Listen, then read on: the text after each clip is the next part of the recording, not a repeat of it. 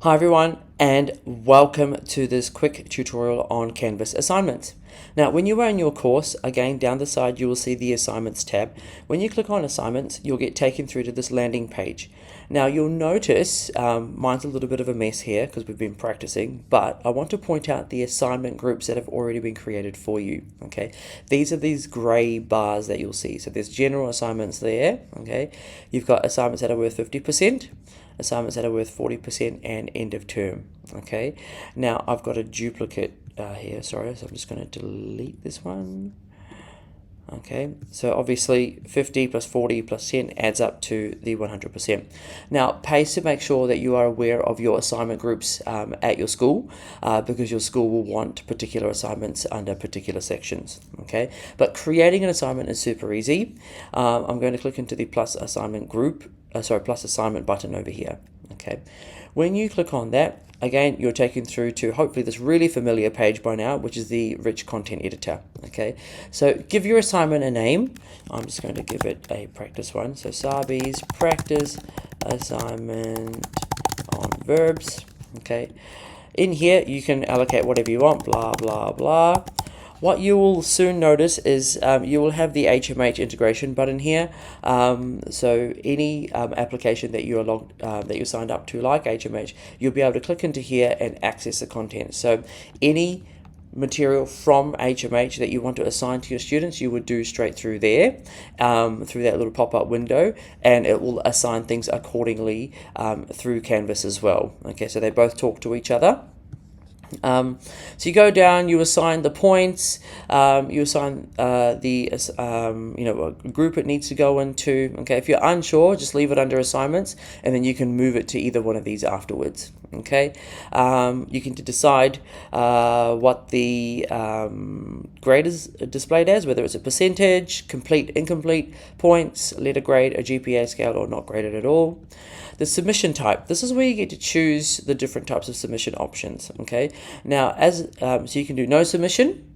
Okay, you can do it online. So if it's online, select the types of entry options the students have. So whether you want them to enter some text, you want them to maybe annotate something, or file upload. So for example, if you want to annotate a document, or if you've got a worksheet or something that you want them to draw on, click on student annotation, and then it will allow you to upload the file that you need.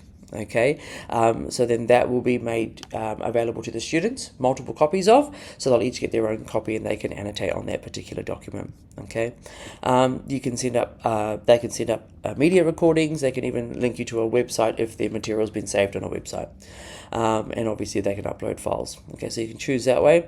You can choose on paper, so maybe this is an in-class assignment, or you can go to external tool. External tool, this is where you go and find all the other LTI integrations that you might have. So see, you can see as an example, you've got Macmillan Learning here, but in your one, hopefully you'll eventually have HMH. So you can click into HMH through this portal as well. Where a pop-up window will come up, and you'll be able to navigate straight through to the exact assignment that you want inside HMH. Okay, you obviously have access to all these other bits and pieces that your school has linked up to as well. So you just select and explore, find what you need. Down here you can choose the allowed attempts. So let's just say I'm going to leave it as online and I want just text. So you can have unlimited attempts or limited attempts, so you can restrict it that way. You can say this is a group assignment and choose the students accordingly. You can enable peer reviews so that they can review each other's work. And this is where you assign. Okay, so you assign access to whom, you can choose here, put in the due date and the time, make the assignment available from a particular time, and disappear at a particular time. Okay, and you can do this per group. So you can just keep clicking on this button here to make sure that you customize things accordingly. So for example, you might have a group that's traveling that needs the assignment a little bit later maybe. So you can put those kids in a different group and do things differently for them. When you're finished with all of this, you click save. Okay, or if you're ready to share it out, you click save and publish. Now I'm just going to do this here for the moment just to show you. Now usually people ask me, where do I attach a rubric to this assignment? Okay, that's not done on this page. Okay, so you click save, and you'll get taken through to this preview window. So now you can see it's a very boring looking page, but I can really quickly click on the edit to make it look a lot nicer. Okay, but down the bottom here you've got the plus rubric button.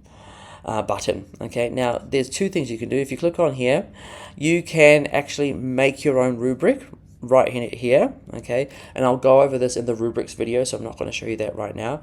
Or if a rubric has already been shared with you, you would go find that, okay, and attach it there. So this is how you would go about attaching a rubric to an assignment.